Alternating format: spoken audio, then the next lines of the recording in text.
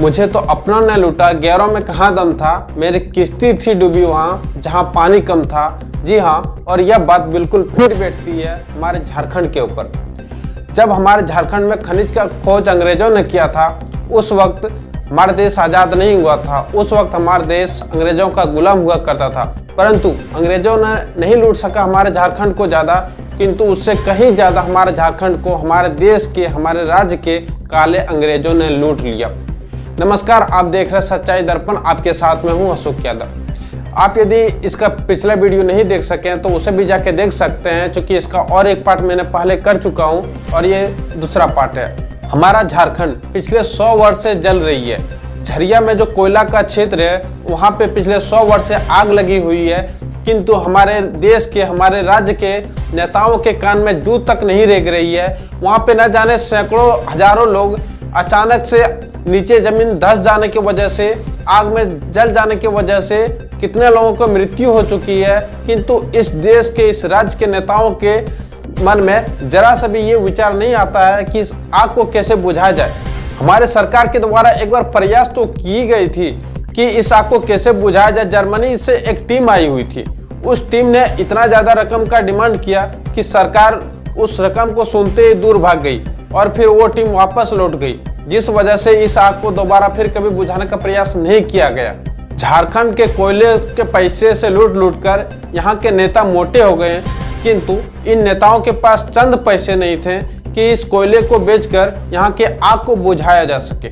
जिस कारण से जर्मनी से जो साइंटिस्ट का जो टीम आई हुई थी वो वापस लौट गई, क्योंकि उसे पर्याप्त मात्रा में पैसा सरकार के द्वारा मुहैया नहीं कराया जा सका। और अभी भी यह आग हमारे झरिया में जल रही है और वहाँ न जाने कितने लोग कब मर जाती है और कब मर जा रही है, उसका कोई ठिकाना नहीं है। हमारे राज्य झारखंड का जो अर्थव्यवस्था है उसमें 20% हमारे खनिज संपदा का हिस्सेदारी है, किंतु उससे कहीं ज़्यादा हमारे किसानों का, एग्रीकल्चर का हिस्सेदारी है जो 75% है। हमारे झारखंड के किसानों का 75% हिस्सेदारी राजस्व में तो है, किंतु झारखंड के राजस्व का हमारे किसानों में 20% भी हिस्सेदारी नहीं है। हमारे किसानों पे 20% भी पैसा खर्च नहीं किया जाता है। हमारे राज्य के किसानों का ऐसा हाल हो चुका है, NCRB 2019 के एक रिपोर्ट के मुताबिक हमारे झारखंड में तकरीबन 43,000 से अधिक किसान या दिहाड़ी मजदूरों ने आत्महत्या कर चुकी है। वहीं हमारे राज्य का जो किसान है उसके पास सिंचाई के लिए पर्याप्त सुविधा नहीं है। हमारे राज्य का जो किसान है उसका सिंचाई के लिए वो भगवान के भरोसे रहते हैं, वो मौसम के भरोसे रहते हैं। यदि मौसम में बारिश हुई तो वो किसानी खेती कर पाते हैं, नहीं तो वो खेती नहीं कर पाते हैं। बारिश नहीं होने के कारण उसका वो फसल बर्बाद हो जाती है। उसके बावजूद यदि किसान अपना अनाज को उगा भी लेती है तो उसे मंडी में सही कीमत नहीं मिल पाती है। आप खुद एक बार सोच के देखिए, यदि आप किसी फसल को उगा रहे हैं और उस फसल को उगाने के लिए आपको 5 रुपए खर्च आ रही है, और जब आप बाजार जाते हैं वहाँ पे आपको सिर्फ 4 या 5 ही रुपए मिल रही है, तो आप उस फसल को दोबारा क्यों उगाना चाहेंगे?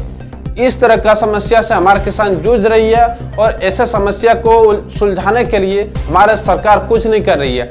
आप यह जानकर हैरान होंगे कि हमारे झारखंड में 10 lakh metric ton cold storage की सुविधा होनी चाहिए, परंतु है कितना?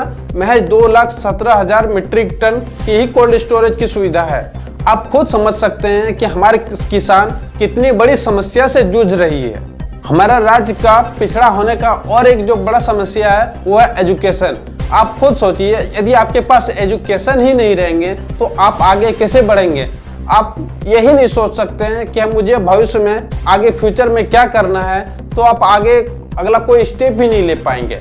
हमारे राज्य में एजुकेशन का ऐसा हाल है कि यहाँ के शिक्षकों का ही पूर्ण रूप से विकास नहीं हो पाया है।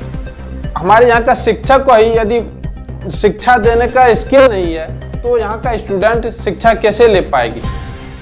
हमारे राज्य में जो सबसे बड़ी समस्या है एजुकेशन में वो है शिक्षकों की। हमारे यहाँ के जो शिक्षक है उनके पास बेहतर क्वालिटी नहीं है। क्वांटिटी तो है परंतु क्वालिटी नहीं है। और उससे भी बड़ा समस्या है प्रत्येक स्कूल में शिक्षकों की कमी होना। जिस स्कूल में 5 से 7 शिक्षक होना चाहिए उसमें महज 2 से 3 शिक्षक ही अवेलेबल है आज के डेट में। तो आप खुद सोचिए कि उस स्कूल का एजुकेशन व्यवस्था कैसा होगा। हमारे राज्य में सभी गार्जियन आज के डेट में यही चाहते हैं कि उसके बच्चा सरकारी स्कूल नहीं जाए। हर कोई चाह रहा है आज के डेट में कि उनका बच्चा किसी न किसी प्राइवेट स्कूल में जाए। आखिर आप खुद सोच सकते हैं कि हमारे राज्य झारखंड हर चीज होने के बावजूद आज के डेट में यहाँ का गार्जियन इस बात के लिए क्यों मजबूर हो गई है कि उसका बच्चा प्राइवेट स्कूल जाए, जबकि सरकारी स्कूल में हर सुविधा मौजूद है। सरकारी स्कूल के शिक्षकों को प्राइवेट स्कूल का जो शिक्षक होता है उससे अधिक सैलरी मिलती है, किंतु फिर भी हमारे यहाँ के सरकारी स्कूल में बेहतर शिक्षा मुहैया नहीं कराई जाती है। आखिर ये सारे क्या वजह है, इस पे सरकार को ध्यान देना चाहिए, जिस पे अभी तक कोई ध्यान नहीं दिया गया है। हमारे झारखंड का पिछड़ा होने का और एक जो कारण है वो है यहाँ का स्वास्थ्य व्यवस्था। हमारे झारखंड में 40% बच्चे कुपोषण का शिकार है और उसमें से 9% बच्चे इस लेवल तक कुपोषण का शिकार है कि उसे जल्द से जल्द उपचार की आवश्यकता है, किंतु अभी भी इस पे कोई फोकस नहीं किया जा रहा हमारे सरकार के द्वारा। जब ये बच्चे आगे चलकर भविष्य में कुछ ना कुछ करेंगे तभी तो हमारा देश, हमारा राज्य आगे बढ़ेंगे, किंतु ये बच्चे आज के डेट में कुपोषण का शिकार हुआ पड़ा है तो ये हमारा राज्य कैसे आगे बढ़ पाएगा।